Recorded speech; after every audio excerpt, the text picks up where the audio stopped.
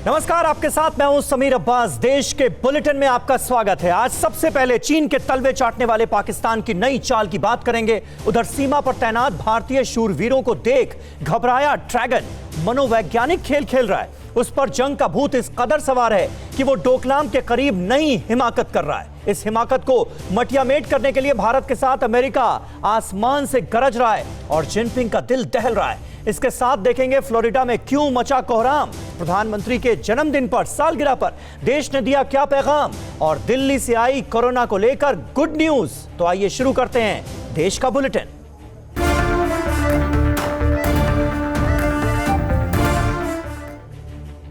चीन के तलवे चाटने वाला पाकिस्तान घाटी में अपने गुर्गों को भेजने से बाज नहीं आ रहा है, लेकिन सुरक्षा बल उसका करारा जवाब दे रहे हैं। आज श्रीनगर में हुए एक ऑपरेशन में 3 आतंकियों को मार गिराया गया। एलएसी पर मुंह की खाने वाला ड्रैगन अपने पिट्ठू पाकिस्तान के बल पर कश्मीर में लगातार माहौल बिगाड़ने की कोशिश में लगा है। चीन के इशारों पर पाकिस्तान के पाले पोसे आतंकी चोरी छिपे सीमा पार कर भारत में दाखिल होते हैं और घुसपैठ करने की कोशिश करते हैं, लेकिन भारत के सशक्त प्रहरी लगातार इनके मंसूबों पर पानी फेर देते हैं।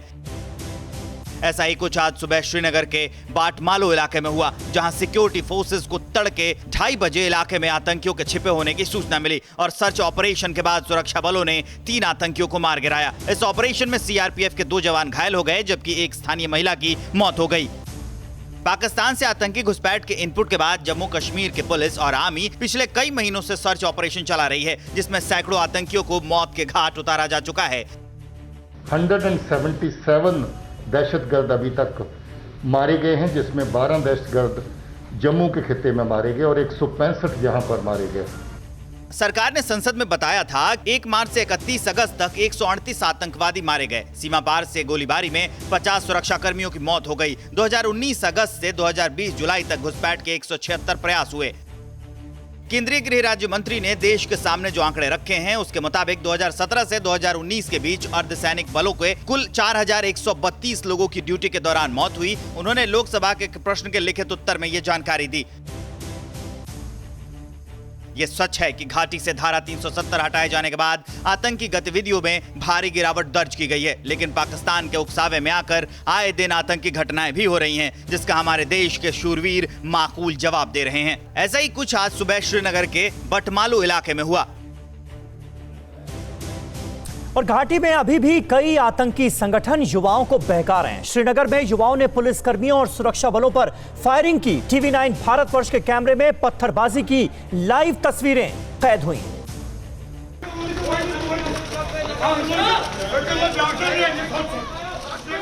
तो देख लिया आपने, ये है दहशतगर्द, ये है गुंडे, ये है घाटी में आतंकी गतिविधियों के लिए जिम्मेदार। अब इससे बड़ा सबूत तो नहीं चाहिए होगा। ये सिर्फ आरोप नहीं है, ये पुख्ता सबूत है कि कैसे घाटी में आतंकी इन युवाओं को बहकाकर सुरक्षा बलों और पुलिसकर्मियों का दुश्मन बना देते हैं। देखिए श्रीनगर के बटमालो इलाके का हाल। पुलिसकर्मियों की जान लेने पे आमादा है ये भीड़। साफ तौर पर आप देख सकते हैं कि किस तरह इन तमाम पत्थरबाजों को पीछे धकेलने की कोशिश की जा रही है सुरक्षा बलों द्वारा, क्योंकि लगातार इसी चीज़ का खदशा था कि यहाँ पर मुठभेड़ के चलते कानून व्यवस्था बिगड़ सकता है और उसके चलते यहाँ पर काफ़ी तादाद में सीआरपीएफ और जम्मू कश्मीर पुलिस के जवानों को तैनात किया गया था। और रात के 2:30 बजे से ये ऑपरेशन शुरू किया गया था। करीबन 5 बजे सुबह मिलिटेंट्स के साथ कॉन्टैक्ट बनाकर अभी तक 3 मिलिटेंट्स को इसमें मारा गया है। अब कोशिश ये है कि इस पूरे बटमालो के इलाके में कानून व्यवस्था को बरकरार रखा जाए। उसके चलते तमाम एंट्री और एग्जिट पॉइंट्स को सील किया गया है और कोशिश ये है कि पत्थरबाजी पर जो है निरंतर रखा जाए, क्योंकि लगातार यहाँ पर कई जो एंट्री और एग्जिट पॉइंट्स है वहाँ पर इसी तरह की पत्थरबाजी की स्थिति बन चुकी है। और लगातार कोशिश ये है कि सुरक्षा बलों की कि वो यहाँ पर कानून व्यवस्था को बरकरार रखे और पत्थरबाजी पर निरंतर रखे, ताकि ये पत्थरबाजी जो है मेन रोड तक ना आ पाए। और लगातार कोशिश आज सुबह से ही यही थी कि यहाँ लोगों को घरों तक ही सीमित रखा जाए और ऑपरेशन को सफलपूर्व जो है ख़त्म किया जाए। फिलहाल कोशिश यही है कि सुरक्षा बलों द्वारा की पत्थरबाजी पर निरंतर रखा जाए, क्योंकि कश्मीर घाटी में खासतौर पर शहर श्रीनगर में कई अरसे के बाद जो है इस तरह की स्थिति देखने को मिली और इस पर निरंतर करने की लगातार सुरक्षा बलों द्वारा कोशिश की जा रही है। और ड्रैगन की गोद में बैठा पाकिस्तान भी अब युद्ध की तैयारी में लगा है और ड्रैगन के इशारे का इंतजार कर रहा है, हरी झंडी का इंतजार कर रहा है। 100 सेकंड में देखिए ये रिपोर्ट।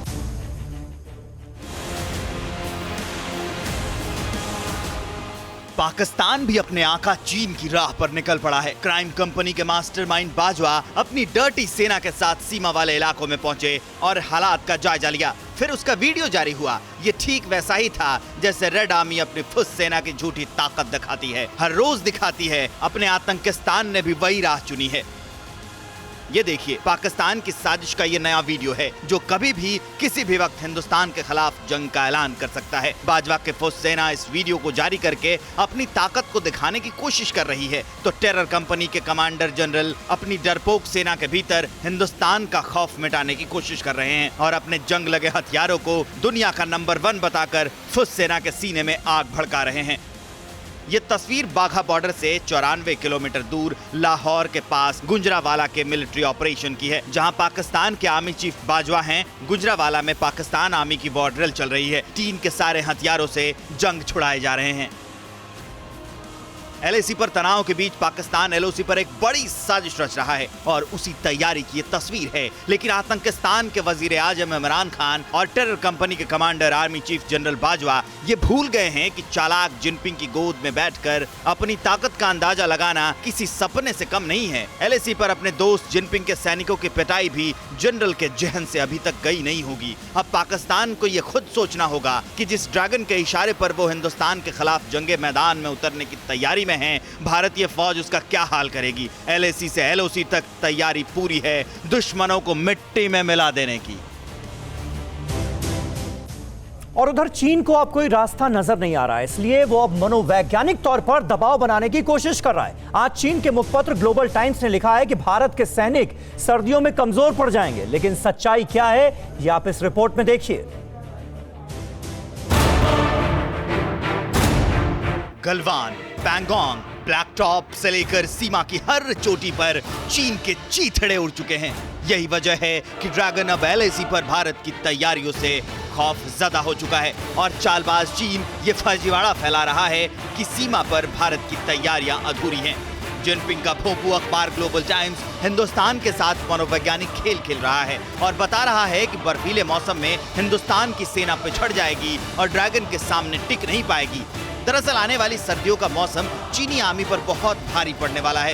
ये बात खुद चीनी राजदूत सुन विडोंग ने कबूली थी और माना था कि सर्दियों में उनके रेड आर्मी की हालत खस्ता हो जाएगी, इसलिए सर्दियों में उसे वहां से अपनी सेना हटानी पड़ेगी। ड्रैगन को पता है कि कपकपाते मौसम में भारत के शूरवीर गर्मजोशी के साथ मैदान जंग में दुश्मन के होश उड़ा देंगे।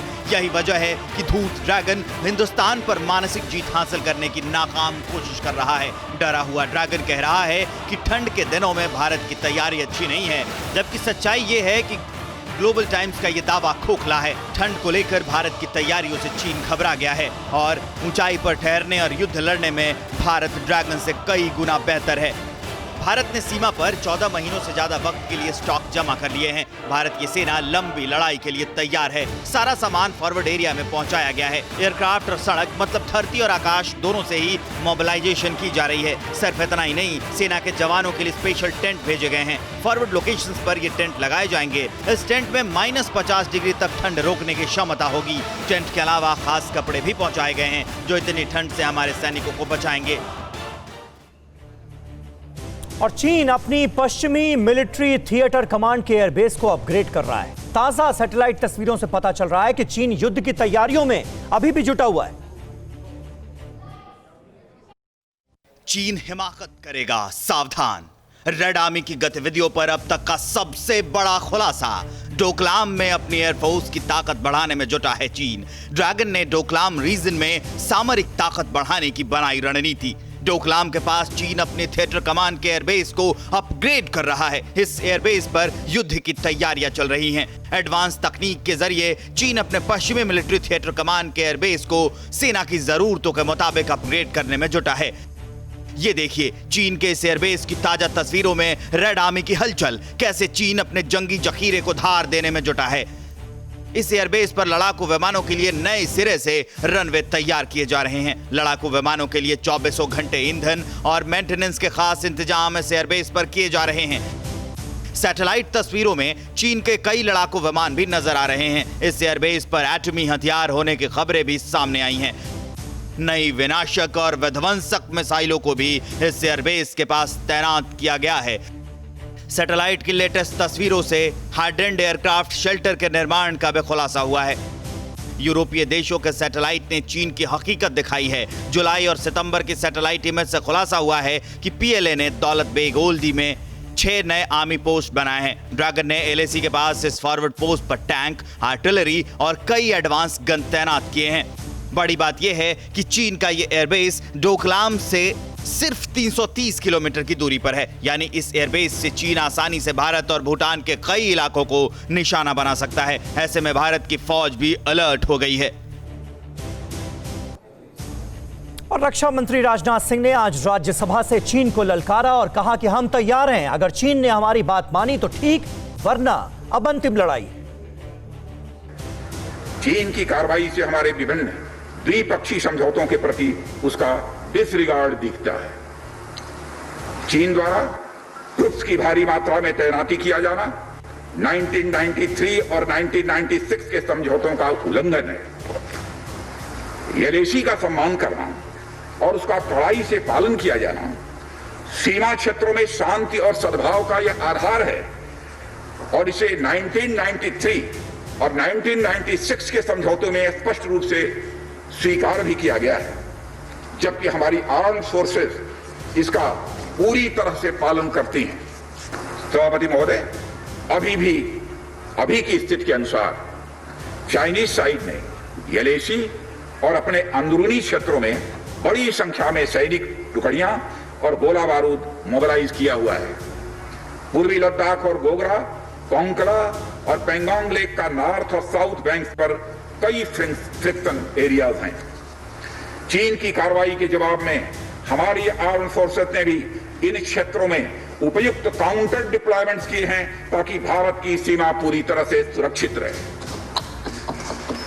अध्यक्ष महोदय, सदन को आश्वस्त रहना चाहिए, फिर से बात दोहराना चाहता हूं सभापति महोदय, सदन को आश्वस्त रहना चाहिए कि हमारी आर्म्ड फोर्सेस इस चुनौती का सफलता से सामना करेंगी और इसके लिए उन्हें सचमुच उन पर हमें गर्व है। अभी जो स्थिति बनी हुई है उसमें संवेदनशील ऑपरेशनल मुद्दे शामिल हैं, इसलिए मैं इस बारे में ज्यादा ब्यौरे का खुलासा नहीं करना चाहूंगा। और देश के लोकप्रिय प्रधानमंत्री नरेंद्र मोदी का जन्मदिन है। दुनिया भर से शुभकामना संदेश आ रहे हैं और देश में उत्सव सा माहौल है। पूरे विश्व में भारत का परचम लहराने वाले देश के प्रधानमंत्री नरेंद्र मोदी का आज जन्मदिन है। पीएम मोदी को दुनिया भर से जन्मदिन की बधाइयां मिल रही हैं। वहीं देश भर में भाजपा के कार्यकर्ता भी पीएम मोदी के जन्मदिन पर विशेष कार्यक्रम कर रहे हैं। मोदी आज 70 साल के हो गए हैं। प्रधानमंत्री मोदी सुबह से ही सोशल मीडिया पर ट्रेंड हो रहे हैं। दुनिया भर के नेता उनकी लंबी उम्र और अच्छे स्वास्थ्य की कामना कर रहे हैं।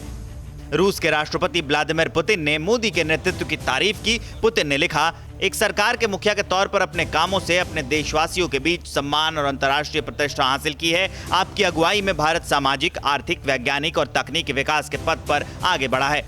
नेपाल के पीएम केपी शर्मा ओली ने भी पीएम मोदी को जन्मदिन की बधाई दी है। देश के राष्ट्रपति रामनाथ कोविंद, उपराष्ट्रपति वेंकैया नायडू, बिहार के मुख्यमंत्री नीतीश कुमार, दिल्ली के सीएम अरविंद केजरीवाल और कांग्रेस के पूर्व अध्यक्ष राहुल गांधी ने भी ट्वीट कर प्रधानमंत्री मोदी को जन्मदिन की शुभकामनाएं दी। प्रधानमंत्री नरेंद्र मोदी के जन्मदिन पर बीजेपी 14 सितंबर से लेकर 20 सितंबर तक सेवा सप्ताह के रूप में मना रही है। वाराणसी में भी कार्यकर्ताओं ने आकर्षक रंगोली बनाकर, केक काटकर, दीप जलाकर धूमधाम से पीएम का जन्मदिन मनाया। देश का भला हो रहा है, लोगों का भला हो रहा है, तो इतना ही भाव है कि अपने घर की व्यक्ति का जन्मदिन है तो काशी के प्रत्येक व्यक्ति मान रहा है कि अपने बड़े भैया का जन्मदिन है और ऐसे मना रहा है। आज विश्वकर्मा जयंती भी है। इस मौके पर प्रधानमंत्री मोदी ने एक वीडियो ट्वीट कर देशवासियों को विश्वकर्मा जयंती की शुभकामनाएं दी। पीएम ने लिखा, आज का दिन उन लोगों को समर्पित है जिनके लिए कर्म ही पूजा है, जो अपने सृजन से संपूर्ण मानवता को समृद्ध करते हैं। तो तमाम दुनिया भर से बधाई संदेश मिल रहे हैं प्रधानमंत्री नरेंद्र मोदी को उनके जन्मदिन पर। हालांकि कांग्रेस के कुछ नेताओं ने मर्यादा भी तोड़ी है। भाषा की मर्यादा भूलकर पीएम पर जुबानी हमले भी किए गए हैं। उनके जन्मदिन के दिन ही कांग्रेस नेताओं ने ट्वीट करके व्यक्तिगत हमला भी किया है। कुछ ट्वीट्स हम आपको इस वक्त स्क्रीन पर दिखा रहे हैं। किस तरह से शशि थरूर हो या फिर कांग्रेस सांसद राहुल गांधी हों, इन्होंने जो ट्वीट्स किए हैं प्रधानमंत्री नरेंद्र मोदी के जन्मदिन पर, उसमें कई ट्वीट्स में भाषा की मर्यादाएं लांघते हुए नजर आए ये नेता। क्या आप पर भी बरपा है जालसाजी का कहर?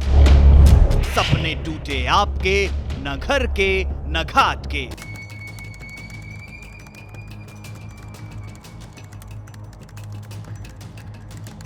देखिए लूट घर हर रात 9:30 बजे। फिक्र आपकी,